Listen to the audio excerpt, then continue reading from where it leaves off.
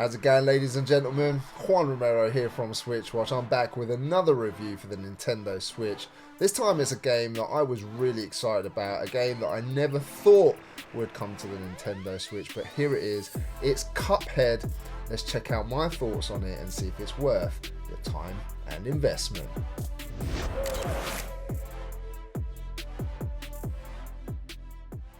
Cuphead and Mugman are brothers looked after by Elder Kettle, but against Elder Kettle's advice, they enter the Devil's Casino and get on a winning streak. The Devil makes them a deal that if they can roll a winner on the next roll, they can have all the winnings from the casino. Gullible, young and naive, a deal is made. I mean, they can't lose, can they? Lose they do, and now their souls belong to the Devil. But as they beg for mercy, a new deal is made. They need to collect the contracts for souls which are still owed to the Devil. Cuphead and Mugman, if they can get all of them by midnight the next day, the Devil may go lenient and let them keep theirs. Cuphead and Mugman set off around Inkwell Isles to collect the souls and are aided by being given some special powers by Elder Kettle to assist them on this precarious quest, so they can free themselves. I mean, it sets up the game quite nicely for what it is and for what's to come, and while the game does not rely too much on the story, it's rather charming, I have to say, nevertheless. The emphasis is on boss battling. The game was originally designed for this purpose, but after feedback was given, the run and gun levels were added to mix the game up a bit, and I think this was a wise decision. Otherwise, boss battle after boss battle can get a little repetitive at times.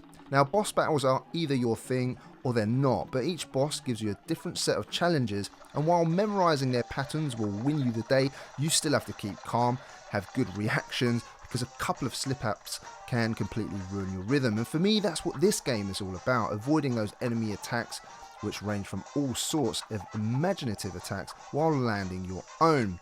Yes, the bosses can feel a little bit bullet spongy at times, but it didn't really make this any less enjoyable. Now, playing on the Switch in handheld mode is an absolute boon, and I actually preferred playing the game on the move like this, as I was able to concentrate a lot more. I'm not sure why that is, but this game particularly suited the game in handheld, for me anyway. That was my personal preference. There is no doubt that if you've never played this before, that the game is a real challenge. It will test you to the limits within the 3 islands and total of 19 bosses.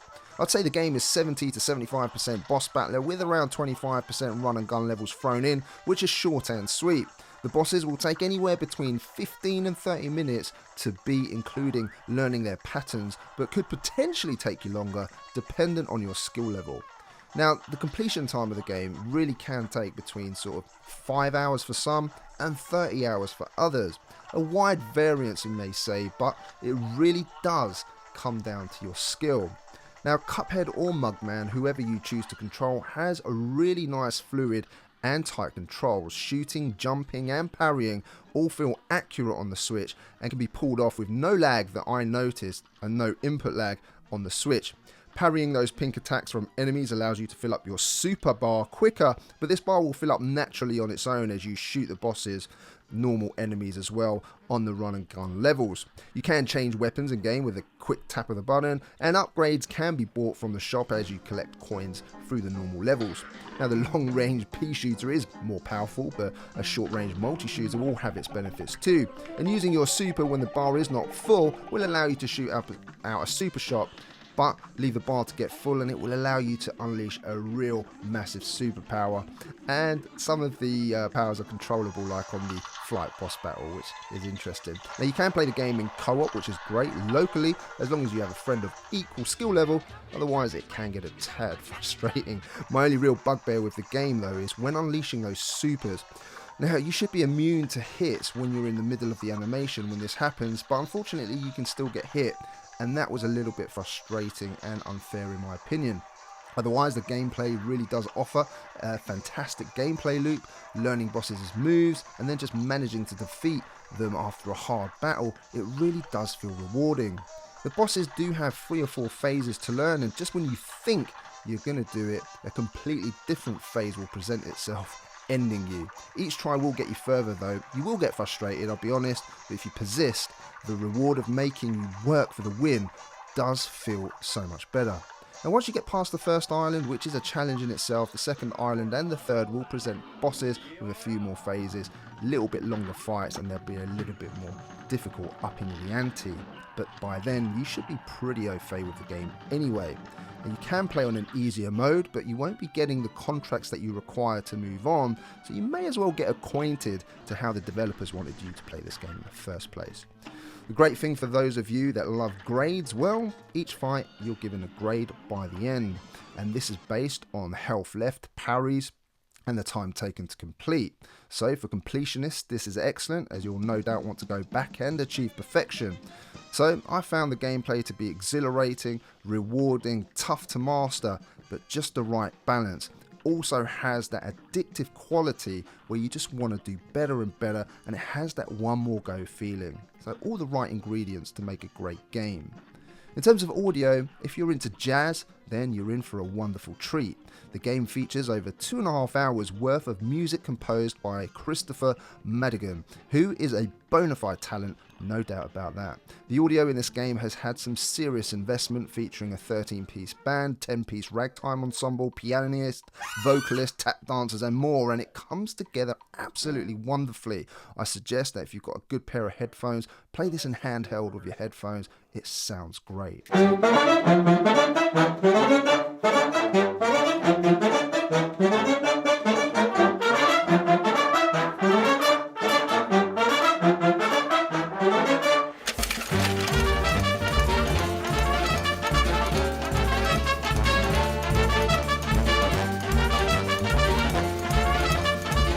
If there was ever a time and a game which featured the perfect musical score for its theme, then this is it. The sound effects are just wonderful, and it's one of those games where you really have to play to realise the details that's going on that makes this so special.